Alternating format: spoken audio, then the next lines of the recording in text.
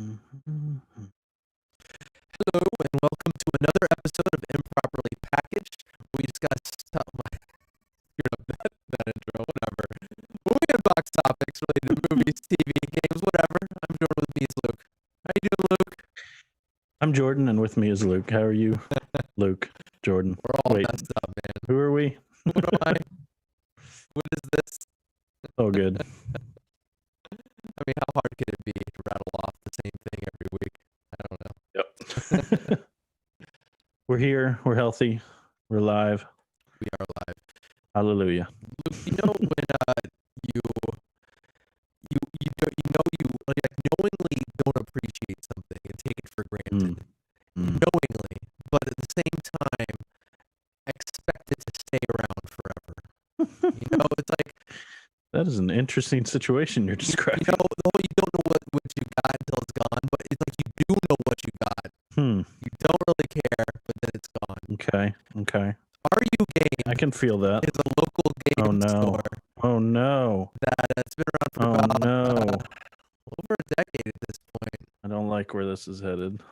And yeah, they are within like the next month, they are closing their doors here in Gainesville forever. Honestly, it's been something I've been afraid of for a long time. Definitely. I mean, anytime there's... And I knew it was my fault because I never went in there. What are you going to do, Luke? I mean, what are you going to do? You start out... But I don't go in any game stores. It's not like I gave my business to anyone else. It's just so much I could do online. And that's what I'm talking about. I mean, I don't do the whole physical games media thing anymore. And so, what am I going to do? I mean, what am I going to do? Go in there and be like, hi, I'll buy a copy of Hogan's Alley on NES. I mean, it's like... I guess we could buy, like, mics or controllers or... I suppose. You know, I've bought a thing or two here and there, but no, obviously I failed them. I did not. Well, here's the thing, Luke. Here's the actual thing. I've looked into it, why they are shutting down. It has nothing to do with how many copies of Link's Awakening you buy at RU Games and how many copies of Fusion Frenzy you pick up.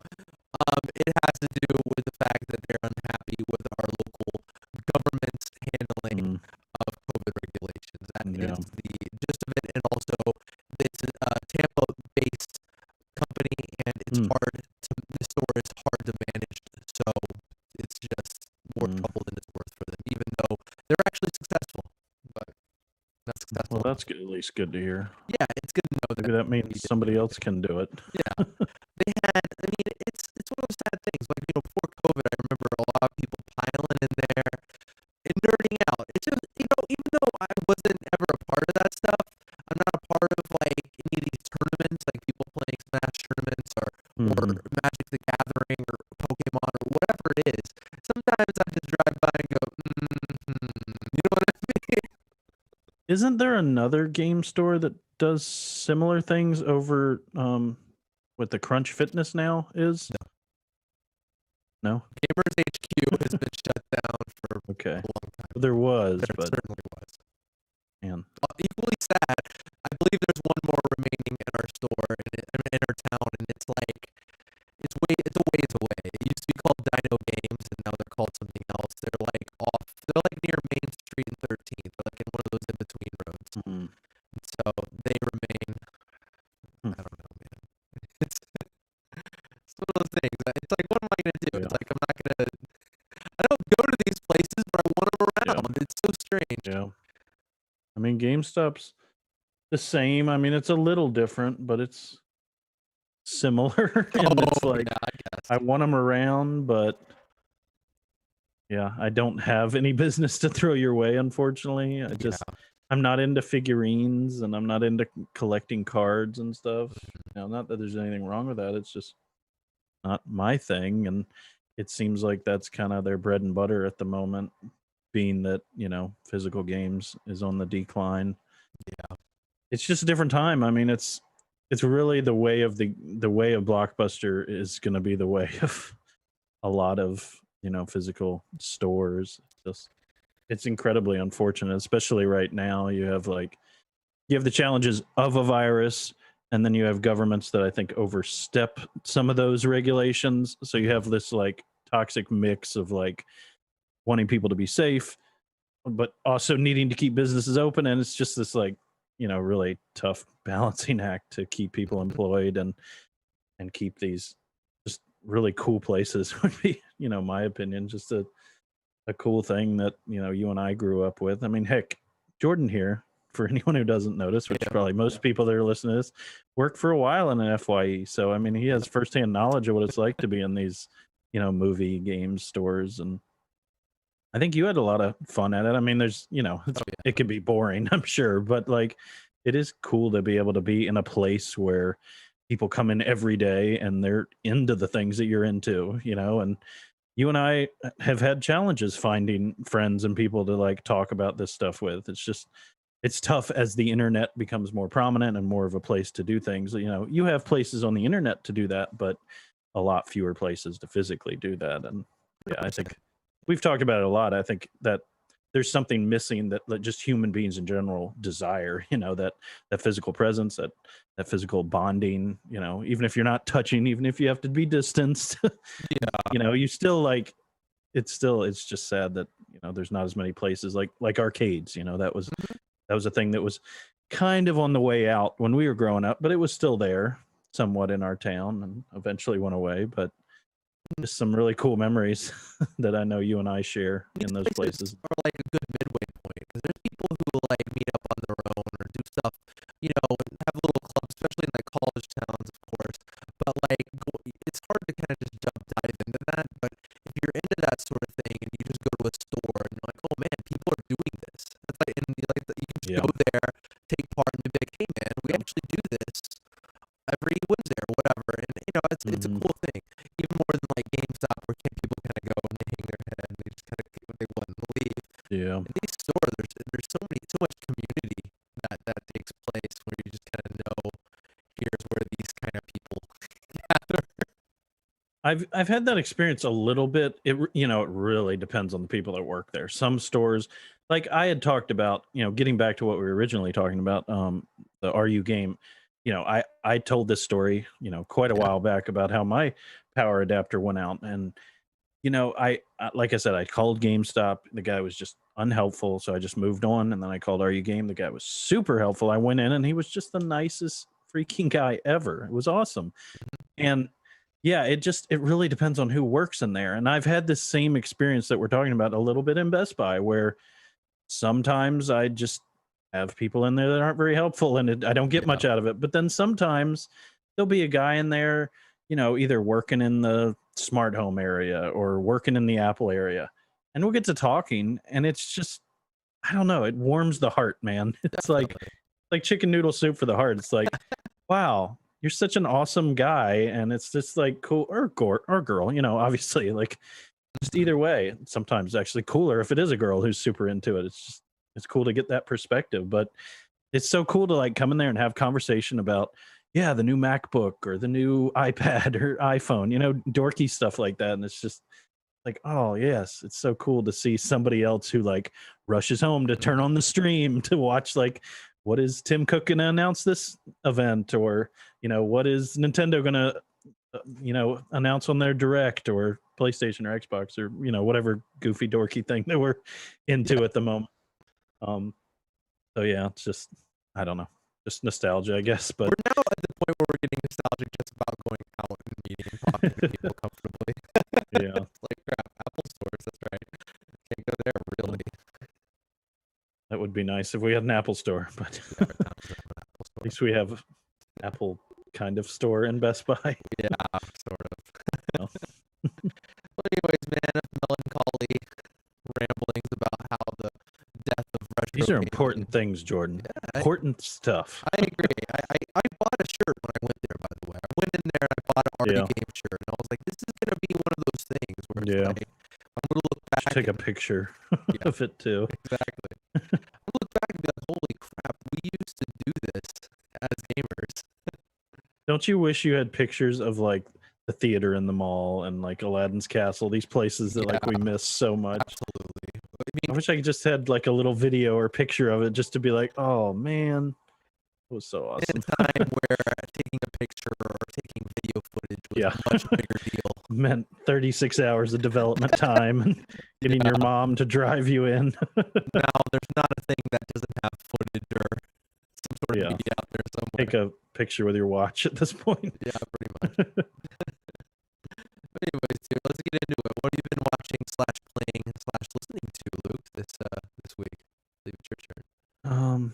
Many things, but something that I think you'll enjoy is I don't know how sometimes I go down these rabbit holes in Spotify, and this was one where this guy Bruce Hornsby, I don't know how I even found this. I think it's just because Justin Vernon is featured on the song, but he does a song with this guy Bruce Hornsby that's just a really cool song. Justin Vernon, of course, being the madness behind Bon Iver. And so yeah, Bruce Hornsby featuring Justin Vernon. It's called Cast Off. So it's a really good, very chill, like go to bed music. Perhaps wake up from perhaps wake up in the morning music.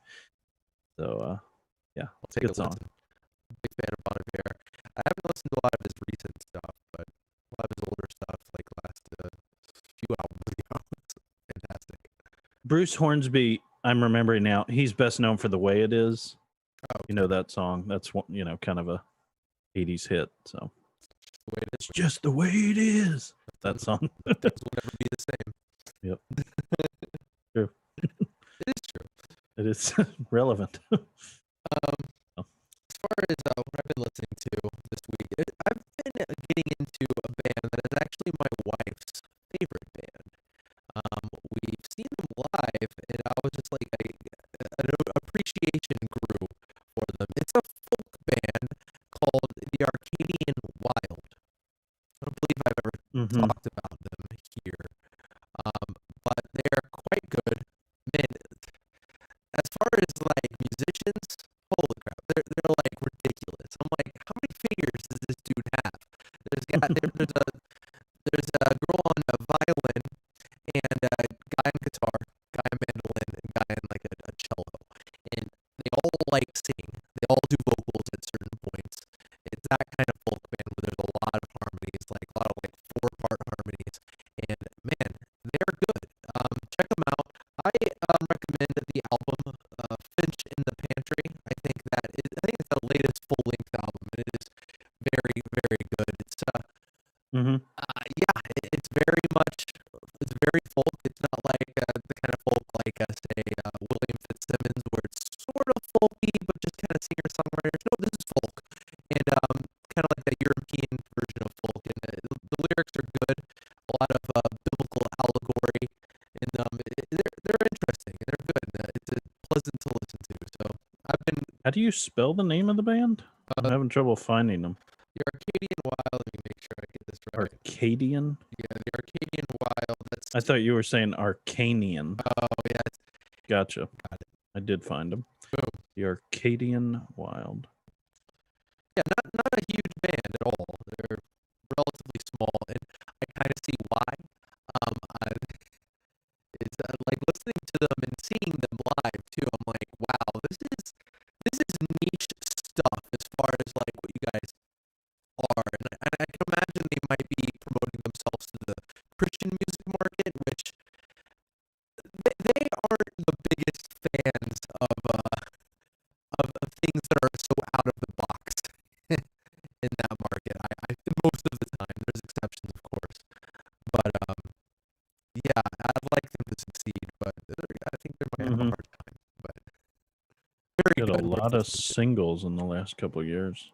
Yeah, they put out like this 4-part singles of like the seasons, and like the way they played it live, and they did it all in one go because it's supposed to be like this 4-movement piece, which sounds really pretentious, and they even admit it as much, but quite good. But yeah, good stuff. What have you been watching / playing, man? Not a whole lot. Still busy with of course all the stuff we're working on, but we are making a lot of progress, so we're getting close. You with a pickaxe in the middle of your living room. There was a point at which I used a pickaxe, so really? it's not completely off. Yeah, I knew it. we have a real pickaxe. I think I used it. Yeah, I used it to bust up some concrete that was like in the way of the flooring we were putting in. So I was pickaxing away at that. I thought they existed in like cartoons with the old prospector. But you have one. I used a sledgehammer and a pickaxe. So yeah, Feels pretty sweet doing that. oh yeah. Oh yeah. Really a small list. Flight Attendant. We're watching a couple more episodes of that. It's just like I said, it's kind of a stressful show, and I don't know. We have a hard time sitting down and just watching episode after episode of this like stressful thriller, but I'm enjoying it, I think, more than Bethany is, so I don't know. I might end up watching it without her. It's just one of those shows I'm too invested at this point. I just want to know the end. Yeah, I know what you I mean hate leaving shows halfway watched. I've done that with too many shows, but there's so much content. There's so many things in life to take care of. So it's just, it ends up happening to me too often. So I watched that. We'll talk about the Marvel show we've been watching later, which is probably the title of this episode. So there's no point in teasing it. right there, check it out. But the one thing I did watch that I want to talk about, I actually went onto my TV. I think Bethany had left or something. I was like, I really want to watch a movie right now. I really wanted to watch Training Day. I'd seen like some clips on Instagram, and I was like, man, I haven't seen that movie in a really long time. It's a Denzel movie. No, it's just a great acted movie. It's one of those like just good show pieces for great acting. I think the thing on Instagram I saw that made me really want to watch it was that Denzel said that was his favorite character to ever play was, Detective, whatever his name was. And so I still really want to watch that, but it wasn't streaming anywhere. Didn't feel like paying for the rental. So I switched over and was looking through some stuff, and I watched Pulp Fiction. Okay. 1994's Pulp Fiction. Quentin Tarantino, obviously. This was probably like his, I'm guessing, 4th or 5th movie he did. I think so. Yeah. For those who don't know, Quentin Tarantino has this weird thing that's kind of been brought up before once upon a time in Hollywood.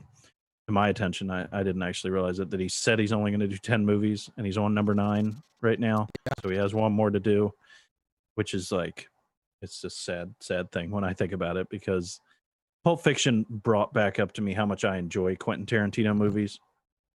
I will say the one exception to that has always been for me the Kill Bill series. And I certainly wouldn't go so far as to say those movies aren't good or anything. Just for me personally, I didn't enjoy them. I didn't enjoy the story arc that much. I don't know if it was Uma Thurman or it was... I don't know. I just never liked those movies that much. They're different. I can appreciate that they're good, but they just weren't for me for some reason. The new ones, I remember when the first one came out and saw it, and then, the second and then the third were coming out. I wasn't really looking forward to that. I can remember like watching the World Series and they're like special feature, Kill Bill Volume 2 or 3, whatever it was, like, special like thing about, how they were coming out. And I was like, not that excited. So anyways, but almost every other Quentin Tarantino movie he's done, I've really enjoyed. Reservoir Dogs is up there. Really enjoyed that one. I actually haven't seen Dusk to Dawn. Yeah, that's one I need to see. Did he direct that one? I guess he did. I'm not sure if that counts as part of his 10. From Dusk to Dawn, it might be a Robert Rodriguez one. Let's see. Yeah, it's Robert Rodriguez. I think Quentin produced and it also stars in it, obviously, but it's more or less a Quentin Tarantino movie, though.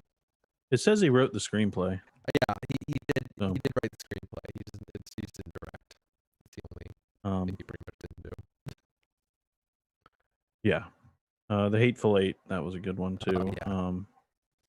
Yeah, he's with Hateful Eight on Netflix. There's like an extended 6-part miniseries version of it. So strange. No, but with all the original cast. Yeah, it's the same movie. It's just like similar to what they're doing with the Snyder Cut. How like it's 4 hours. It's like that, but they just film that much, huh? Yeah, they like present it as like a miniseries, like episodically. I haven't watched it, but it's out there. He's also in Dusk to Dawn. Yeah, exactly. He stars in it too. He's like a co-star pretty much. It's a good Yeah. one though. I like that movie. Anyways, Kill Bill Volume 3 has been announced, I guess. Yeah, I think Hasn't been talking done. about But it.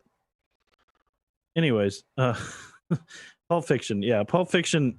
I think it's always hard to like speak for other people. In my little world, I don't think people appreciate the cast that was Pulp Fiction. It just was an incredible cast from top to bottom. Small characters like Tim Roth and Amanda Plummer, like those are really good actors, and they played this tiny little role in that movie. Yeah. And even Bruce Willis was a pretty small role. Ving Rhames, like there's just a lot of people. Of course, Uma Thurman, like she, I feel like kind of got her start in Quentin Tarantino movies, and then did a lot of movies since then. And of course, John Travolta and Samuel L. Jackson. I mean, they need no introduction, but there's just a lot of great actors from top to bottom, and it's just a really cool way that the whole story is played out, how it's moving from one part to another, and you kind of see how like the timeline kind of jumps. And yeah, it's just, I think it was very unique, and like paving the way for how stories were told later on in movies. This is 94, so this is before a lot of movies that people are going to think about related to the way this was filmed. It also looked amazing for 94. I'm assuming it was shot on film, and that's a big thing for Quentin as well. But it looks so good. I'm so happy that film can last so far into the future and still just look incredible. I'm so glad those older movies aren't lost to age, and it's like, oh well, now we have HD, so Pulp Fiction looks like garbage now. It's like, no, that luckily it's filmed on something that can translate very well to digital media and look really good. So isn't that great? I know. I've always thought that when they're like, it's on 4K, and I'm like, well, filmed in 4K. I'm like, oh, it is? That's amazing. yeah, that just stood the test of time for so long. That's great. it looked excellent. And new TV, new HDR, all that stuff. Like I can see now when a movie doesn't hold up when I go to watch it, and yeah, this one holds up really well. Definitely. So yeah, give Pulp Fiction a watch if you're in the mood to. It's a good set piece for what great acting is. John Travolta and Samuel L. are just really fun to watch their chemistry, and they play really cool characters, I think. Yeah. Of course, Bruce Willis, he's great too. So it's like, it may seem like at first when you watch it that it's like hard to follow, but it's actually a really easy and pleasant watch, honestly. It's just a lot of fun. It's just a fun ride. I think it's definitely up there for me as far as his movies go. For sure. yeah, really good. Yeah, I've been playing some more Call of Duty. We got into the zombies, but not a lot to say about that. Jason and I got to play some, and yeah, there's still a lot of problems going on. We were having trouble. We were trying to go into the new updated mode, and yeah, it just kept crashing. I think it needs an update or something. There's some kind of glitch there where we would start a game and it would just crash right back out to the home screen. So you know how these updates go. Sometimes there's just issues. I've seen it, man. We got it to work with the old mode for some reason, but just not with the new one. But try again, maybe after an update or something. But what you been up to? I mean, a few things. So first off, I want to again, like, I will always sing the praises of my boy, or robot, or alien, or whatever he is, Wario64. This guy has saved my bacon so many times, or just offered me up some juicy bacon. So today, this ridiculous thing happened. So not only does he announce deals where he'll be like, "There's a deal, go get it," but sometimes he'll be like, "Here is an unintentional deal, go get it." In this case, Walmart. Like a glitch, you mean? Yeah, Walmart.com listed DLC, a digital copy for DLC for a Switch game called Captain Toad's Treasure Tracker. This is a first-party Nintendo game. It's more of like a puzzle game. It's a smaller game, but the game retails for about $40. The DLC for 10 now. I mean, because obviously Nintendo games never go on sale, and so Walmart lists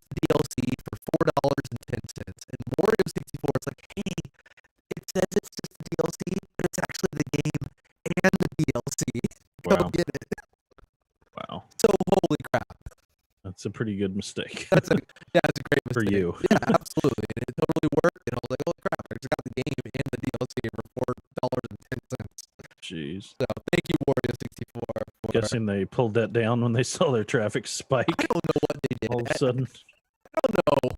Oh crap, oh crap, oh crap. Oh man. Sorry, Walmart, but thank you.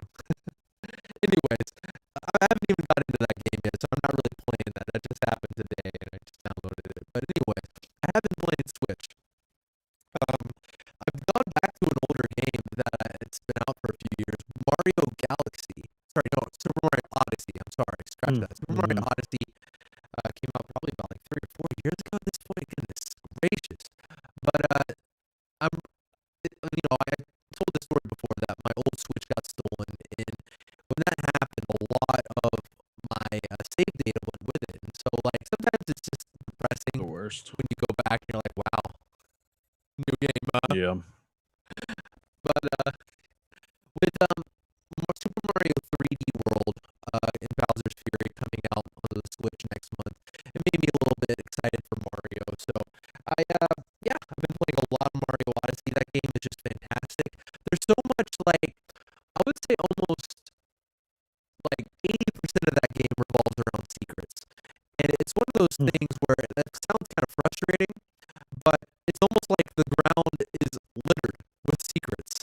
And so you're constantly solving secrets, constantly. And you get this game's equivalent to stars, which are power moons. And so you're constantly getting rewarded. So you're keep exploring all these lands, finding these secrets, and getting these moons. It becomes and that's like long after you beat the game. Honestly, it takes such a short time to beat the game, maybe like 12 hours or something. But then you're spending like dozens of hours getting all the moons, finding all the secrets, and the game rewards you so well. So if you're like into completing games, it is such a great game for that. Like, it's so many Easter eggs it drops long into it, long after you think, okay, they're running out of stuff to give you. No, they keep like piling it on. So I'm having a lot of fun with it. I find that a thing with like Doom, because Doom is big into that, but I don't find it rewarding enough to go back and do that. There's like, I know if I explore every little corner, I'm going to find these like cool weapon upgrades and cool like skull things. And it's like, but I could just keep going and finish the story and then play something else. So yeah, it just doesn't reward you enough. That's the thing I think a lot of games don't get right. Like making you want to do it. Yeah. Exactly. Like, I could, but I'm not going to. Yeah. And yesterday I talked about Valhalla and how I feel like, though it looks gorgeous, like 10 times, 20 times more beautiful than, Odyssey from a technical standpoint. Right. Honestly, these games are just so rock solid. I feel like, what would I have to do to break these games? What would I have to do to make them not feel like they're made out of marble and they're like rock solid? So it's great. I watched a animated movie, called Lupin the Third, subtitle The First. So yeah, I know. How confusing can you be? Lupin the Third, The First. It really just means this is a remake of the first Lupin the Third movie. Lupin the Third, the anime has been around since the 70s.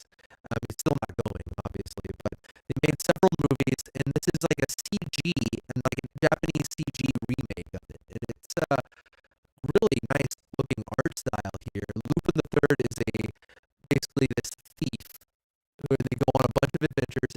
Think James Bond meets Indiana Jones. It's stuff like that constantly, and this is a great example of it. Lupin the First is a great movie. It's funny. It has a pretty fun hook as far as like what the adventure is, what the thing they're trying to get is, and who the bad guys are. It's a lot of fun, and it's a great time. Lastly, I'm getting a lot of stuff that my wife loves this week. I've seen. One of my wife's favorite shows is a show called Alias. Obviously, this is one of J.J. Abrams' first big things that he did was create and write for, and a lot of times, and direct a lot of times for Alias. And so I've never seen it like at all. I haven't seen like a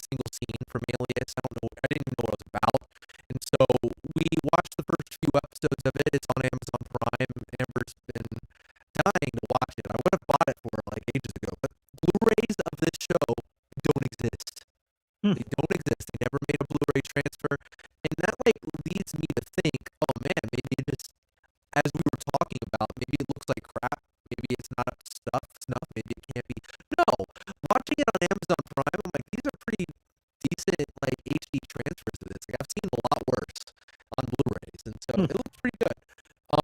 But yeah, it's a fun show. Jennifer Garner, what it basically is about like a lot of being a double agent for the CIA to take down another organization, a lot of undercover work, a lot of missions, stuff like that. But so far, it's pretty good. I'm enjoying it. The characters are decent.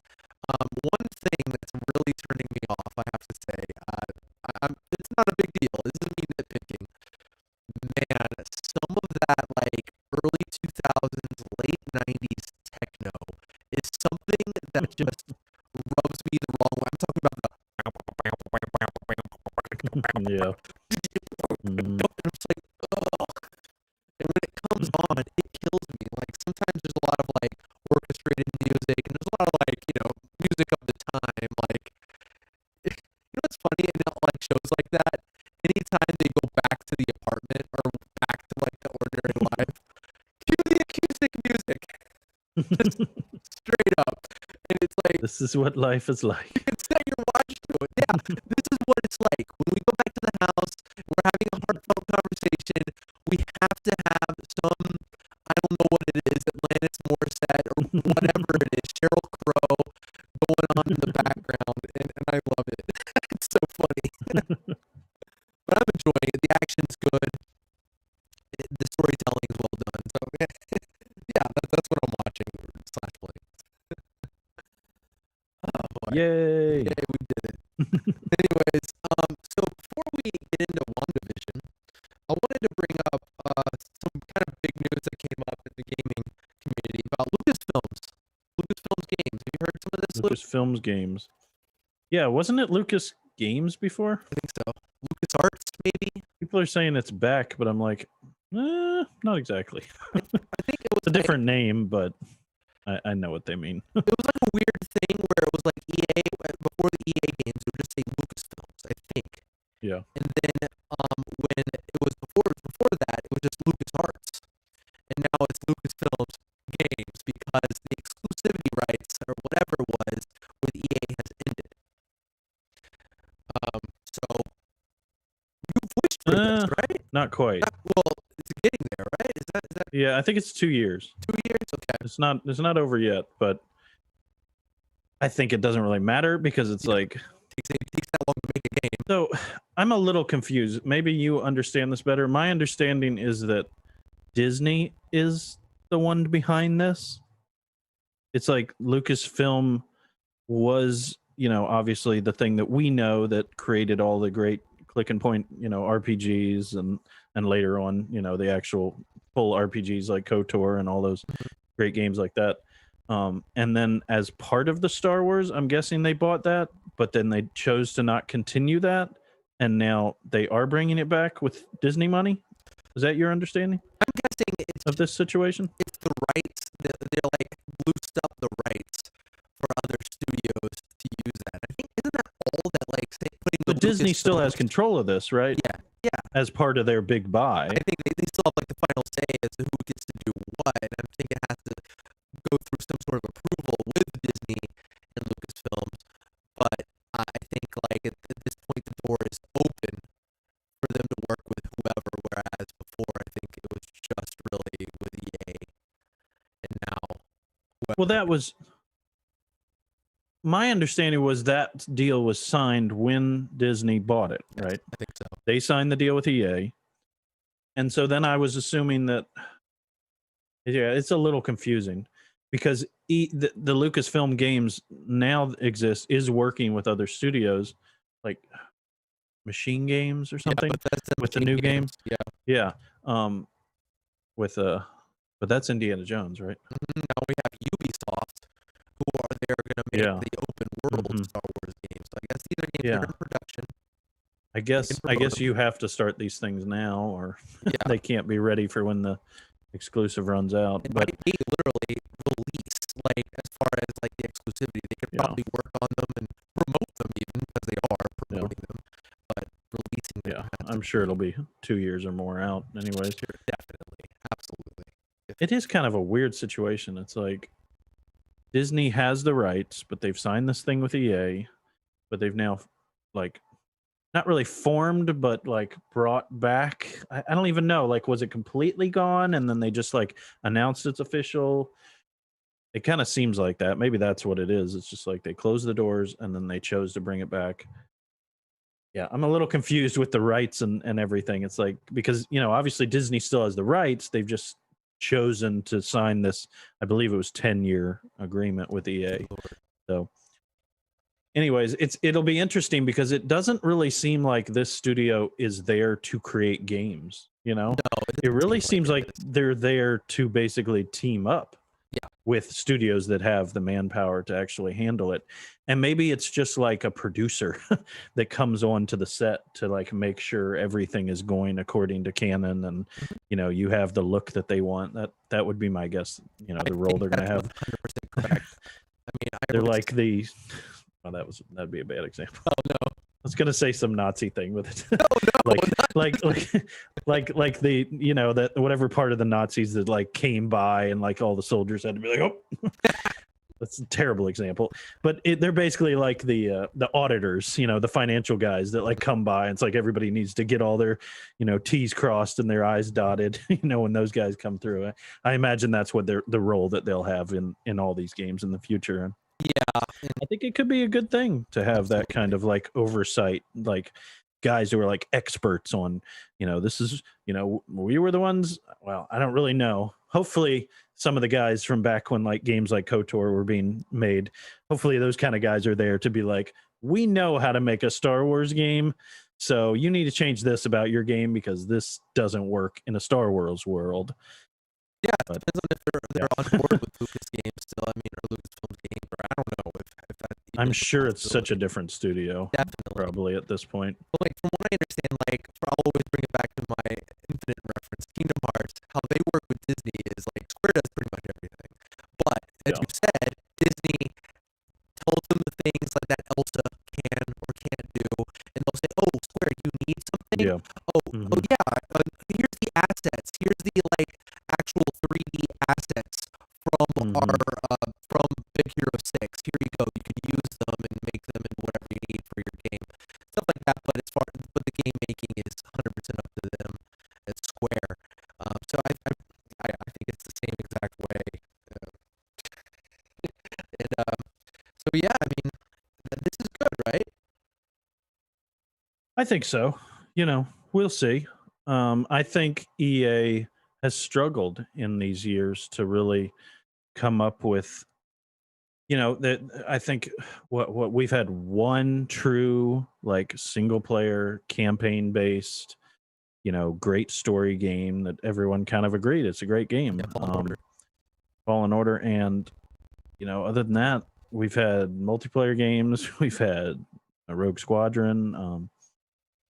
Just haven't had a lot, to be honest, and it just feels like a lot of wasted years, and I don't really get it. You heard a lot of rumors about games that were in the works, and just nothing ever materialized, and so I've been very disappointed because, I'm a big fan of Star Wars games, and I've been missing some of those experiences that I think we should have gotten. That I think back to like, when like the prequels were coming out, that was, in an age when, these movie games got pumped out and a lot of times they were subpar quality.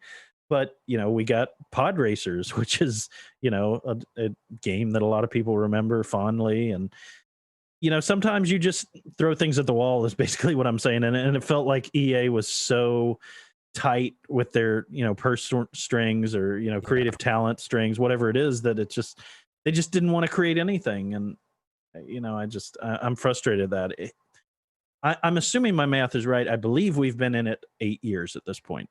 And I think, I'm trying to think, when did, was it 2015 that Force Awakens came out? It came out, they bought it probably like 2013, I believe, is when they actually made the purchase finalized, at least. So, Yeah, that would mean 2023 or 2024 or something would be when EA's exclusive, and it's like, man, it's just it's just disappointing. They're just sometimes you just need to let smaller parts of your studio like create a small side thing while the bigger things being while Battlefront's being created or something. And Yeah, agreed.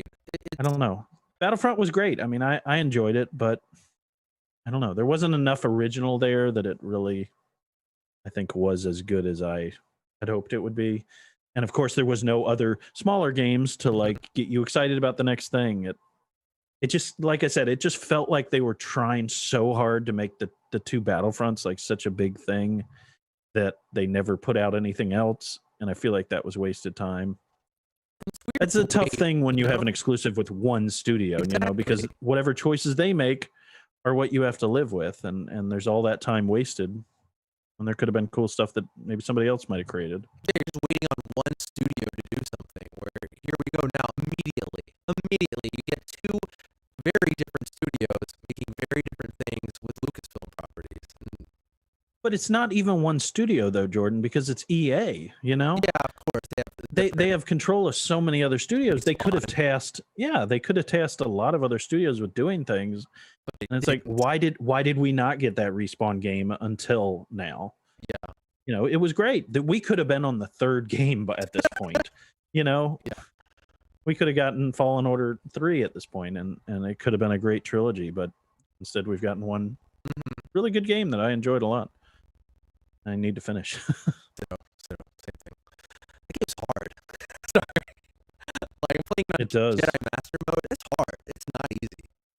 Those puzzles, man, like sometimes I run into that thing where it's like I'm not sure where to go. Like we've said, it's frustrating. You got to check the map, and honestly the map's a little confusing with like the many different levels that you have to go through, and it's like, wait, why is this red? Why is this blocked? And if I get here, it's just if you've played the game, you'll know what I mean. It's I've forgotten the map at this point. I'm not even gonna look at the map.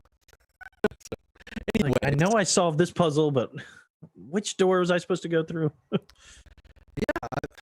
way, people are rightfully very excited for these games. I think, mainly the open world Star Wars game and the Bethesda Indiana Jones game. I mean, both great studios, and I think, especially this Indiana Jones game. I mean, we haven't gotten. Doesn't it make you wonder? Are they planning on having this game come out close to when the new Indiana Jones is coming out?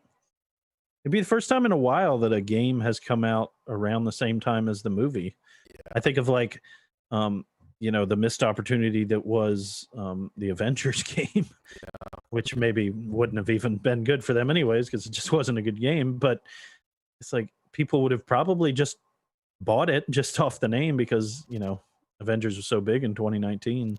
It's like we've gotten a lot of games that have been really successful with licensed properties that are based in the movie world, but we haven't gotten a lot of in the way of really good movie tie-in games in a long time. I mean, technically that Ratchet and Clank game was a movie tie-in game, but I don't know if you want to count that. Oh yeah, then I forgot about the movie. Exactly, everyone forgot about that freaking stupid movie. But I don't know. I don't know what I want from it. Is it going to be third person? Is it going to be first person? I don't know. This guy's done Wolfenstein. I heard some other guys talking about it, and they were like, "Man, I could not imagine a first person." No. And I would probably agree. That would be strange. Yeah. It's like at that point, it could be any game.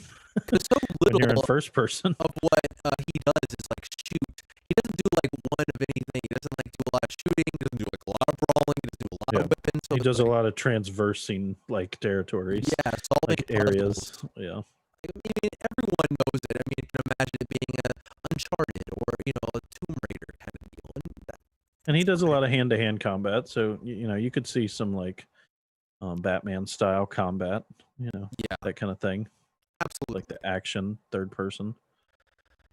Man, I'm looking forward to that one. I mean, Star Wars open world, I mean, I'm sure that's probably going to be very, very interesting, and there's the possibilities are endless, but just because the possibilities are endless, it's hard for me to even speculate I'm looking forward to them both, man. Oh yeah, Both sound cool. very awesome. Okay, so I guess on to the main thing is we're gonna talk about the premiere. I don't think we're gonna do this week to week, but I think it'd be fun talking about the premiere of Wandavision. Maybe finish it up once we've seen everything. Exactly. Yeah. So yeah, 2 episodes premiered just this last Friday. Yeah, I guess we've watched them both and we're ready to discuss. Luke, what did you think about WandaVision episode 1 and 2? I think there's potential there, but it's a very different style from anything we've seen from Marvel before, and they're obviously going for this unique thing. It feels like a studio that's done a lot and wants to try something new. That's the feeling I got from this show. If this show continues to be the way it is now, I will lose interest pretty quickly, but I don't think it will. We see a lot of like teaser things in the trailer, so we know there's something crazy going on, and obviously they tease that a lot in the episodes, in little pieces. So yeah, I'm interested to see where this goes, but so far it's a little slow for me. Very I Love Lucy-ish, really. We'll do spoilers here, by the way, too. If you haven't seen it and want to see it, check it out and come back. But it's there on Disney Plus, so we're just gonna go ahead.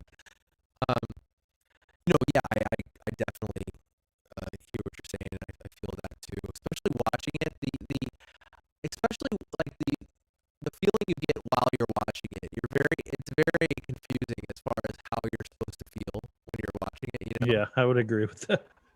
Because, and I think. I don't think I laughed one time. Well, okay, so yeah. The canned laughter is like what? I think like it all came together for me after watching it, like putting together my thoughts. I was like, okay, I think I know how I feel. But while I was watching it, I didn't know how to feel. Because yeah, all the canned laughter, I don't think that all, because usually when you hear canned laughter, that's a cue that's funny, you're supposed to laugh. But I don't think that was the purpose of the canned laughter. There's so much of it. So much of it. I think it was meant to kind of be a little bit more unsettling and confusing than anything. I don't think every time there was a canned laughter, that meant the writers thought we're making a funny joke here. I think it's to set a mood and kind of almost feel like disorient you, because yeah, when you're watching it and like they'll say something that's clearly not funny. Like it's not funny. Like every now and then there'll be like a joke where I'm like, yeah, that is actually kind of funny, and I'll laugh like here and there, but for the most of the time I'm not really laughing. I'm just sitting there like, there's some that are not funny in the least, and they like laugh, and I'm like, what? He just opened a door. Like, why are we laughing at that? Exactly, the overuse of the canned laughter. It's like, yeah, I think it's purposefully unfunny. I think there's something about it where I mean, it's gotta be, but kind of annoying. Again, yeah, the process of watching it is very confusing and almost, in a way, maybe even frustrating when you're supposed to laugh at something but you don't. That feeling. I had that feeling the entire show. That's what I was saying. It's like I just sat there like emotionless and like, this is different. Yeah, and I agree. It's like when you're watching like a comedy special and you're just and like it's like your friend sets you down. Oh, this is so funny. You gotta watch it, and then you watch it and you're like, oh, feeling that is awkward when that friend is there. Worst, actually. I hate that. I don't show people things like that just for that reason. I don't want to put you through that. But yeah, I think these episodes work almost better after they're over. You get that feeling sometimes, like almost like the experience of watching it isn't as good as the experience of thinking about it when it's over. I don't know if I would completely say I'm there.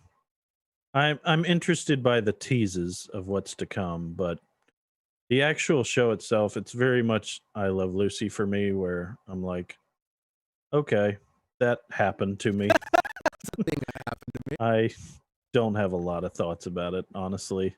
Yeah, I'm obviously thinking about what's to come, and the weird things where they like. It's especially weird when they go from one camera to then like full 3D, like moving, like on a gimbal or something. That's like, I do like that transition, but I feel like there's so much setup for this change that's like slowly occurring that I don't know, it's a little too much. I feel like what I wanted out of it was that change to happen by the end of the first episode. And for me, the second episode, I was getting very much sick of this. I'm like, this is not what I come to watch a Marvel show about. Yeah, So. yeah, that's 100% right. I mean, that's how I'm feeling while watching it, for sure. And even afterwards, I'm like, oh man, am I thinking about it? Like, I'm really looking forward to next week. I hope I hear more funny jokes. I know I'm looking forward. Very much not feeling that way. No, absolutely not. But I am looking forward to seeing things unravel, and I think there'll be a point in the show where at the end of it, we're going to ask ourselves, was that worth it? Yeah. Was that additive to the whole? And I think it's hard to say now. It's almost like, there's a lot of movies. I think of there's an Italian movie about, I know you've seen it. I think you watched it with me. There's an Italian movie about the Holocaust that is silent, and it's one of those movies that you very much are like, I don't even know if I want to watch this at the beginning, but by the end it's like, wow, that was something. Another example would be 12 Angry Men. That's very much a movie that takes place in one freaking room. It's black and white. It's very much like, am I even going to enjoy this? But by the end, it's like, wow, I was taken on a journey there, an emotional journey that like a great director, it took a great director to tell that story. And this is one of those things where I think it could be that way. We have no idea at this point. It could not work. And we could end up being like, that was kind of dumb. But we also could look back on it, like you said, and it could be like, that was artful, and it really set me up to change my mind in one direction, then I'm warped to another direction, and I don't know. Yeah, just guessing at this point, but like you said, we'll see. We'll see.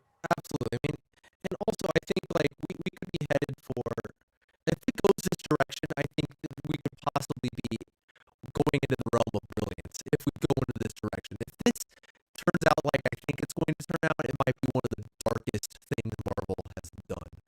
And like, because we're looking at this, we're like, oh, it's happy-go-lucky WandaVision, but we might, at the end of this, it might just be the painful realization that Vision is gone, and we are not getting Vision back.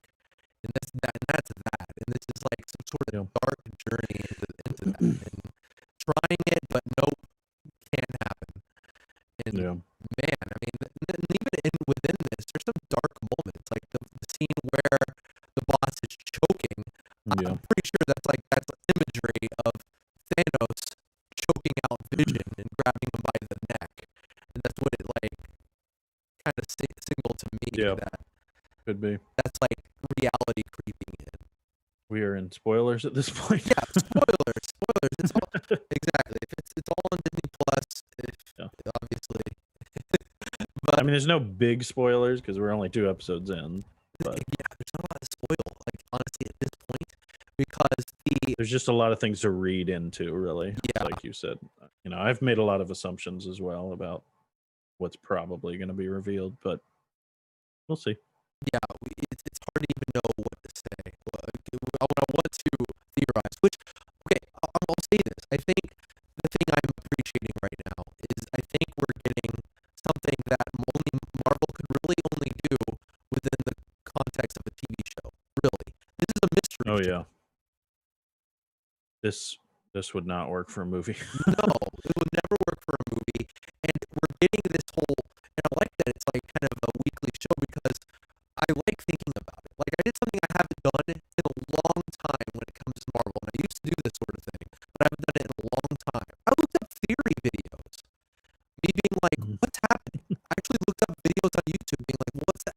Oh my gosh, what if? And like, that's a cool thing to be like, ooh, a mystery, I'm just someone who likes to think about it in my own head, and I don't like people to, because I feel like if I look those things up, it's probably somebody's going to have figured it out, right? and Maybe. yeah, and I kind of like those things being revealed, and I almost wish I could shut my own mind off and not think about that and just watch the thing revealed, because I can remember as a kid seeing movies that had big reveals, like It's a Wonderful Life, for example. Like, I was too young to like see that kind of thing coming, and so it was a really cool experience to like realize all this stuff was going on in the way it went on in that movie. And so, yeah, but that is cool that it got you wrapped in enough to do that. And it's something that I haven't had in the superhero genre in a long time, as far as in movies and TV, and it's interesting. The end game was the big one. I mean, you and I went deep into that. Yeah, we really between Infinity War and thought Endgame. about that a lot. About what Endgame would be. Yeah, we didn't even know it'd be Endgame at that point. Exactly. We didn't even know the name. And yeah, because it's a cliffhanger, we had a lot of questions, and now it's like they have to figure out a way to like pull us back in, because right now we're in a place, I think, with comics where I'm like, dude, they could introduce like a full-fledged superhero and I won't know who they are because we're going so deep into it. Yeah. Because there's enough money out there now. It's been proven that it's worth it to make superhero movies out of basically anyone who's semi-interesting. They can do whatever they want, and so it's interesting to see them cut loose. It's interesting to see them full on. Except Cheetah, maybe. Could have gone without Cheetah. No, whatever that was, get that out of here. I mean, is it gonna be every episode we're gonna have a drive-by insult to Wonder Woman 84? Except WW84. We could have gone without that. It's gonna be one of our new catchphrases. But right now, I feel like I just don't have enough. Like, as far as like, I can't piece anything together. Like, I can think a few things, like, oh, maybe this, but I don't have enough to be able to piece anything together for me to even have a theory yet. I'm just like, what's going on? Yeah. And that can be a little frustrating, but a little fun too. Yeah, I mean, we'll see. There's so many of these shows coming on. Like the What If series has always been one that I've been like, what? Yeah. What does just reading the synopsis of what that show is going to be? It's like, just what is all I can say. Like, really? You guys are going in a whole new direction here. Yeah, I think that's going to be kind of spaghetti on the wall kind of thing. That might be like more or less like don't even think about it as being part of like phase 4. That's like sidebar. Let's tell some fun little stories. This is kind of what I see the What If series kind of being. But probably. But what the implications as to what this is, it's really fun to think about, especially like thinking, oh, this ties directly into Doctor Strange and Spider-Man. It's hard to even imagine at this point, It's crazy. Hey, what's that? Taking a selfie? Doggy's sleeping. Oh, doggy's sleeping. Oh, he's passed out. But, can you like think, looking at these episodes, like, could you really imagine? Oh, this is supposed to inform in some way Spider-Man. I forgot about that. Yeah, that's what we're leading to. There's something that's going to happen that's going to ripple through some of these movies. What? The Doctor Strange movie and the Spider-Man movie, man. Those are like the two that I'm just like rearing to go. Like, give me that movie. Like, it's kind of like the sort of like the miniaturized version of what the Avengers used to be. Now we're like, oh yeah, we get to explore these characters that we only kind of got a glimpse of before, the big Avengers movies where they were featured. But we didn't know a lot about Doctor Strange. We had him in the one movie, and then we got to see him in the two Avengers movies, Infinity War and Endgame, and that was really awesome. But yeah, we didn't get to explore him a lot. And same thing with Spider-Man. He luckily got the two movies, and eternally, I think the saddest thing is going to be Black Panther, where it was kind of the same thing. And yeah, that's depressing to even think about. Black Panther was really good. I have the shirt. I don't buy a lot of Marvel shirts, but I have the shirt. Just such a good version of that like hero, and just so sad. I'm very interested to see what they do, but also at the same time, it's no matter what they do, it's going to be disappointing to what it could have been. I mean, it's just there's no way to avoid that. It's just Yeah. Yeah, that's depressing for sure. So yeah.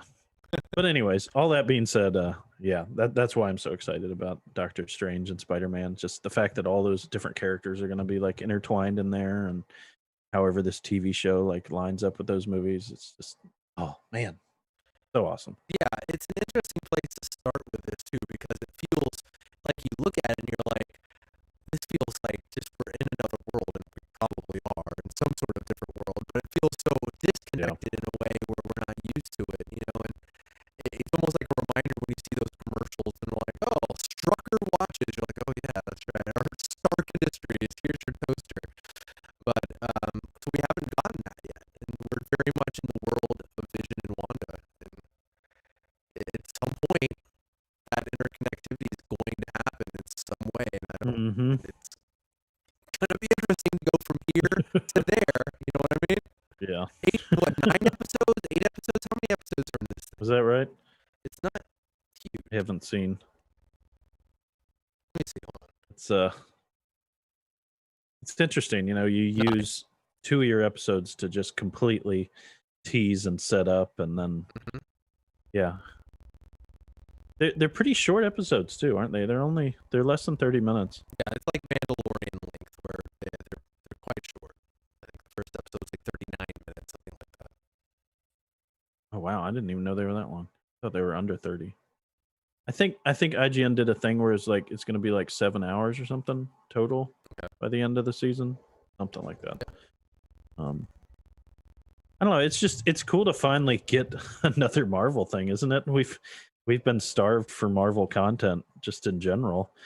You know, we were so set up for the Black Widow, and then you know that still hasn't happened. Never happened. Still hasn't happened. And it was exciting and also depressing when the Marvel fanfare came on with you always like look for the little clips, right? It's like, oh, Endgame clip. Yeah, that's right. They always update it.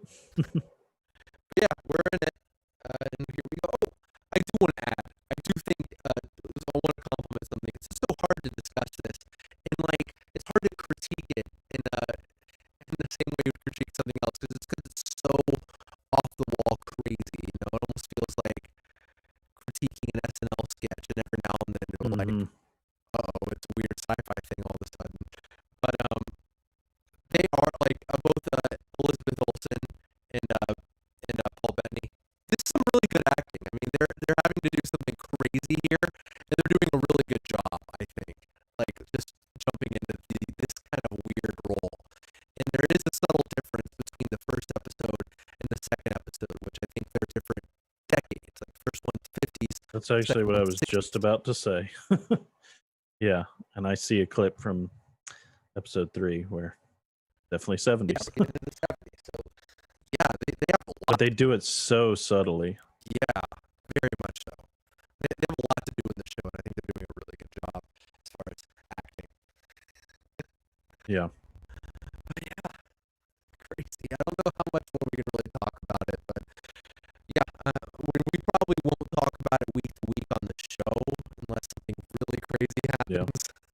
Just like we've been watching it. Pretty interesting. Yeah, if something really nuts happens, we just have to discuss it. We will, but otherwise, we'll be back. I'm sure by the end. I'm sure something nuts is going to happen. I mean, they're doing a lot of teasing.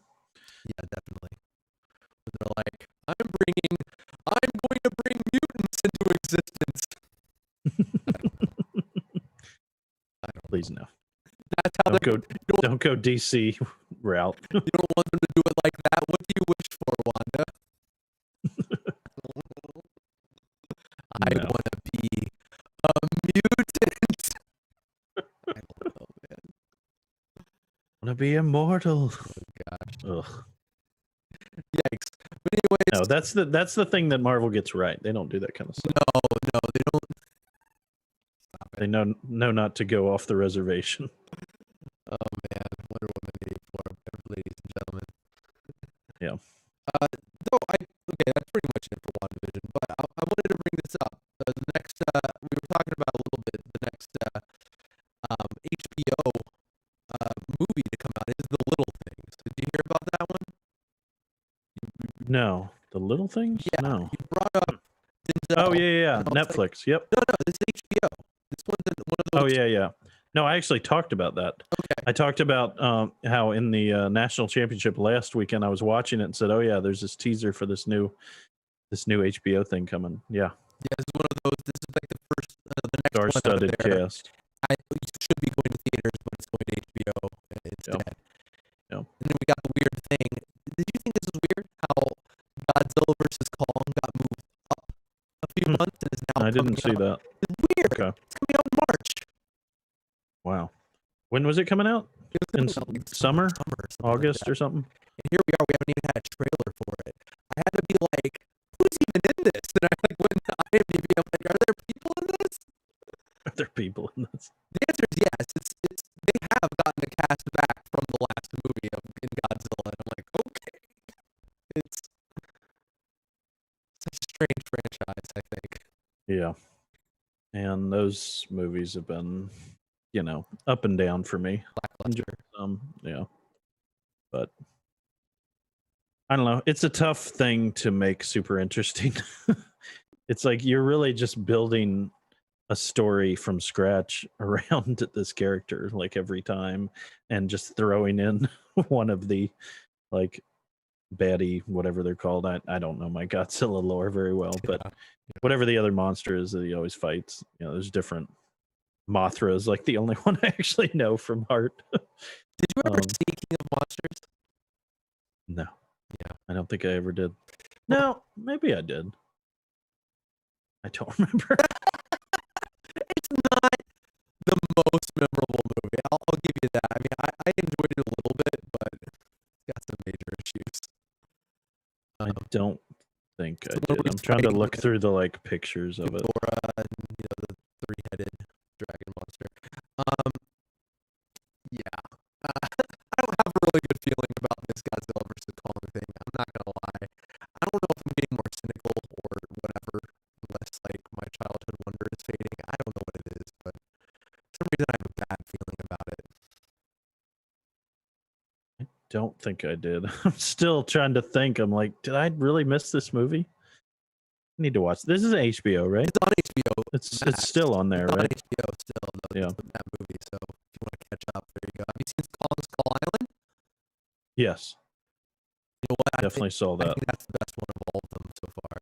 Like, I think that one's the most fun and has the most going for it. So I guess I'm rooting for Kong. I don't know. If that's what I'm saying. I'm rooting for Kong. So is that what this is going to be? Yeah, It's going to be a mashup. yes, it's them A fighting. new one. I don't know why. I don't know why they're fighting. Well, because they can. I guess so. I feel like it would take just one blast from Godzilla's atomic breath. I know. Totally eviscerate King Kong, Yeah. but what do I know? I don't know anything. Maybe he's gonna step on his tail and all that stuff will go by the wayside or something. I don't know. This is really like the biggest thing happening in films right now, I feel like, is these like HBO. And at least for now, I feel like it's kind of gotten the attention of people who are like into movies to like watch what are we going to be able to stream just as part of our membership coming up. And so many times I see these trailers on like, because a lot of NFL games are on right now because of the postseason. So of course, because there's, a pretty big audience for that, there's a lot of these big movie trailers that are coming out, and they say at the end, coming to theaters. And I'm like, coming to what theaters? Because if there's a theater open, let me know. I'll be there in a flash. But I don't know where they're talking about, but somewhere, I guess. Maybe middle America, there's some like no brand, like privately owned theater. I don't know. But these are the movies we're getting, so get ready for The Little Things and Godzilla versus Kong. Well, my point being that like when there's these trailers for these big movies that are coming out, when they say in theaters, it's like, what does that mean? If it is in theaters, then I assume it's exclusive to those theaters, which aren't anywhere near us. And it's like the only real place you can see brand new stuff, unless you want to pay, a pretty high price, is HBO. So for now, I think their plan is kind of working, because that kind of is the event thing. It's like, if you want to see something for not a ton of money, jump into HBO Max. Here it comes. See these brand new, big movies are back, but only on HBO Max for a reasonable price. Yeah, it's enticing right now, at least. But anyways, here it comes. So I don't know what we're gonna talk about next week, but it was fun. It was fun while it lasted this week. Sure, something crazy will happen. I don't know. We'll discuss it, or maybe not. Maybe we'll have to just sit and talk about food again for another. Tell us something out there, audience. Yeah. Send us a message. There's a blind spot in Improperly Packaged. We're like, wow, you guys never talk about blank or whatever. Yeah. Let us know. Let us know if you want us to talk about the DayZ community or I'll talk about anything. I don't know if I'll be that interested in it, but I'll give a quick opinion on it, or maybe we'll get in a hour-long discussion about it. Yeah, I'll figure out something to say about Dota. We're malleable. We're ready to be molded into whatever you want us to be. Yeah. We just like talking about stuff. Yeah, fun times. Entertainment fiends. Give me that entertaining. And I can't even talk. Never mind. Maybe don't even give us anything to talk about. Like, give me that entertainment. Having a stroke. I don't know. We'll find that piece of brain that Jordan just fell out on the floor. We'll plug it back in, and then we'll have a nice discussion. Maybe what happens when I have dinner before the podcast. I don't know. Everything starts slowing down. You get that itis. I gotta go to bed. Oh, this is random. I had sleep paralysis last night. Whoa. Have you ever had that Jordan. before? I've heard of it, but no, I don't think I have. I've had it once before, and it was like I was asleep. I've heard it's pretty awful. Can be. Yeah, well, I don't know if it was the same. Where you can't move? Well, it was weird. I was having a dream, and then all of a sudden I was like, oh, I gotta wake up, and I was like, I can't move my head or whatever, and then I was like, wow. All of a sudden I was like, it was kind of weird. It was like I willed myself out of it. I was like, all right, Jordan, you've heard about this, and then I was like, and I kind of just. I've heard it can be really bad. I've heard it can be so bad, like people. Like you wake up and you just cannot move. Yeah, no. Like you want to move so bad, but you cannot move. I've heard that. It's terrible. That version has only happened to me like once, where it's like I woke up. It was the daytime too, and it was like a long time ago. I had a buddy staying at my house, and I was on the floor, and then all of a sudden I wake up, and I'm like, and then my dog comes over to me and starts licking around my mouth. I'm not freaking kidding. Yeah. And I remember just being like, wow. That is scary, man. That's freaky. Jeez. But no, I've heard like worse things about people like feeling like something's on their chest and seeing crap. And I'm like, I haven't had that happen. Thank God. There was this Hawaiian dude on this podcast, this Mac podcast that I listened to that said he's not Hawaiian, but I don't know. Close enough. Another island country. But yeah, he said he gets it really bad. Like I said, where he just full paralysis, where he feels like he's paralyzed from the head down, and he wakes up and just can't move. He said it's awful. Just when you said that, I was like, man, I've heard that secondhand, third hand, whatever it's called, experience that he shared. And secondhand. Ooh. Is it third hand when it's through a podcast though? No, it's not him because I'm not there. The podcast tells you. But it kind of is, isn't it? No, because it's recorded and then it's replayed to me, so it's kind of like it's third hand. No, I don't think, because he told somebody they recorded it and then I replayed it into my ear. I don't think Apple. It's kind of my AirPods are the person telling me what he said. He's telling his audience. You got to think more deeply, Jordan. He's not telling Apple. He's telling his audience. You got to dream bigger, Jordan. Think of the implications of what the technology means. Think about the metaphysical, Jordan. Technically, then it may be even fourth hand if it goes through. There you go. The host then to. It was Apple put iTunes. onto the bits. The bits translated it for the speaker. The speaker translated it for my ears. It's like seventh person, Jordan. Oh my gosh, yeah, at this point, you're not even a person. You're an unperson at this point. Who's to say you later Anyways, heard it. Anyway, I'm sorry to hear that, Jordan. yeah, it was all right. It wasn't. I hope that doesn't continue. Yeah, oh my God, I hope not. Yeah, you telling me that, I'm like, oh man, I hope not. But yeah, I just had a bad sleep, I guess. I don't know what. Yeah, that's interesting. I wonder what causes that. I don't know, but who knows? Maybe part of the vid, man. The vid. How are you doing? How are you progressing in your healing? I feel great. So I okay, so I started feeling pretty good like beginning of last week. Then I went and I had the vaccine. I had my first dose of the vaccine, and I got like okay, so they warned me about side effects. So like, okay, you might have some side effects. You might have a fever. That stuff's normal. It's your body fighting back, getting up immunity, whatever. I don't know, but I had a headache. It was a weird thing. I had like a kind of headache that like stuck with me for like a couple days. That like if I moved. Like if I moved in a weird way, it was like, that's kind of how my migraine is. When we move like that, it like really hurts. I was like when I had it, I like thought of you. I was like, I wonder if this is what Luke was talking about with his migraine problems. Was it the same pain level for a couple days? No, or did it fade? It like lessened. Yeah. Yeah, and then like yesterday, That does sound similar. I was like, I feel great. And so I don't know. It faded over time, but yeah, it lasted 2 days and a half or something. But yeah, I'm good. I'm great. I'm back in action. I feel great. Start doing Jordan stuff again, which is staying at home, playing video games, watching movies. Are you still able to work from home? No, they wanted me to come back, so okay. That's too bad. Yeah, I know, right? The ability to work from home has been proven, though. So I know. What can they do, right? My wife's in the same boat, so I hope the best of that. Yeah, exactly. Oh well, but anyways, yeah, it's nice to, even though I did have to go back to work, it's nice to kind of break up a little bit of the monotony of just kind of being home for over a month and never. It does get old. Seeing another soul or seeing another location. Okay, so it was kind of sad. It's not digital. Exactly. like me. So this is long after I was contagious, but going to the hospital to wait in line with all the other healthcare workers for the vaccine.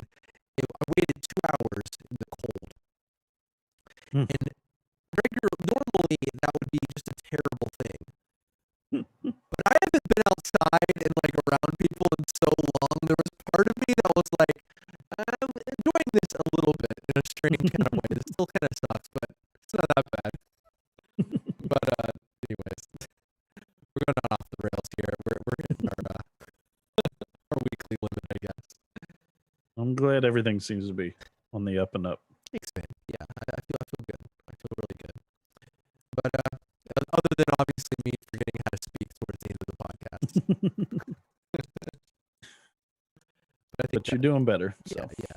But anyways, next week we'll talk about more movie, TV, and game stuff. We're gonna come up with something awesome. Be ready for it, everyone. Best episode you ever heard or seen. Coming at you. All right, we'll see you guys next week. See ya.